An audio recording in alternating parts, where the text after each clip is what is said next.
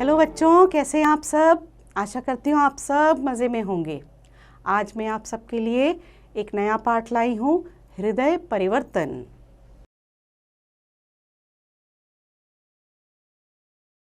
पहला दृश्य। रणभूमि में सैनिकों के शिविर लगे हुए हैं। शिविरों में दीपक जल रहे हैं। अपने शिविर में सम्राट अशोक अकेले टहल रहे हैं। उनके चेहरे पर चिंता की छाया है। द्वारपाल: राजन, एक संवाददाता आना चाहते हैं। अशोक: उसे आने दो। संवाददाता आता है। महाराज की जय हो। गुप्तचर समाचार लाया है कि कलिंग के महाराज लड़ाई में मारे गए। अशोक हर्ष से: मारे गए तो मगध की विजय हुई, कलिंग जीत लिया गया है। संवाददाता चुप रहता है। अशोक: बोलते क्यों नहीं तुम, चुप क्यों हो।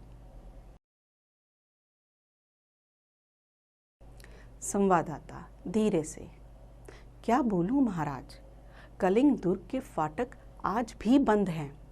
अशोक उत्तेजित होकर: बंद हैं तो खुल जाएंगे। जाकर सेनापति से कह दो कि कल युद्ध में सेना का संचालन मैं स्वयं करूंगा। दूसरा दृश्य। दूसरे दिन प्रातःकाल का समय।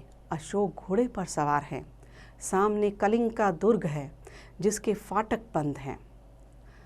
अशोक: मेरे वीर सैनिकों, 4 वर्ष से युद्ध हो रहा है, फिर भी हम कलिंग को नहीं जीत पाए हैं।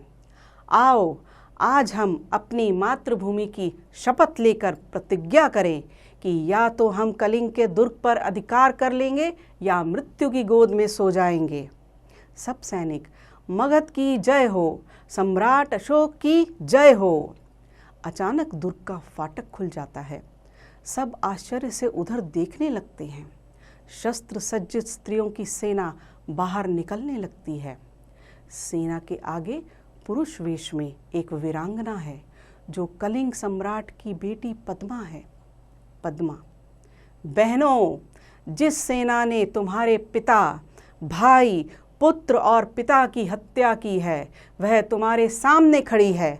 आज उसी से तुम्हें डटकर लोहा लेना है।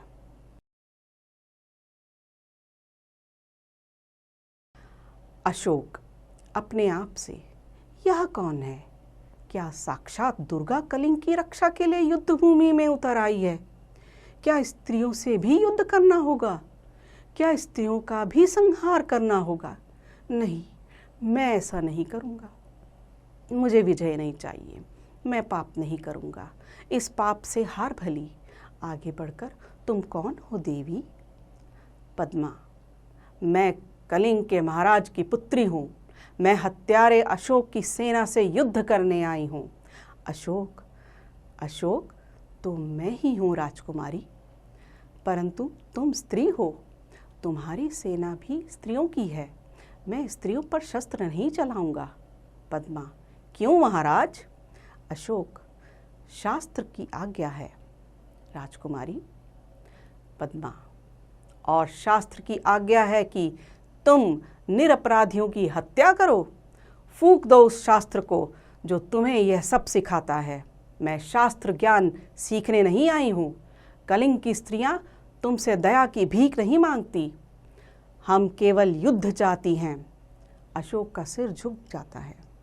पद्मा: सिर क्यों झुका लिया महाराज? मैं युद्ध चाहती हूँ, केवल युद्ध। अशोक: बहुत हो चुका राजकुमारी, मैं अब युद्ध नहीं करूँगा।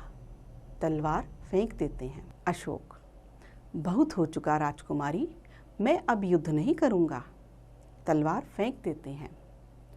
पद्मा: ये क्या महाराज? अशोक अपने सैनिकों से: तुम भी अपनी तलवारें फेंक दो।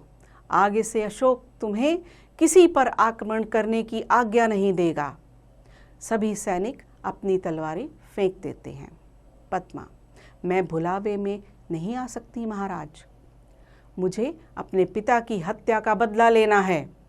अशोक सिर झुकाकर: तो लीजिए बदला राजकुमारी, मैं अपराधी हूँ, काट लीजिए इस सिर को, मैं हथियार नहीं उठाऊंगा, मेरी प्रतिज्ञा अटल है। पद्मा: जाइए महाराज, स्त्रियां भी कभी निहत्थे पर वार नहीं करेंगी, आप भी अपनी प्रतिज्ञा के लिए जीवित रहिए।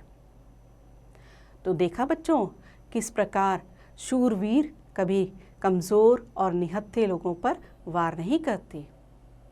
आशा करती हूँ आप सबको यह पाठ बहुत अच्छा लगा होगा।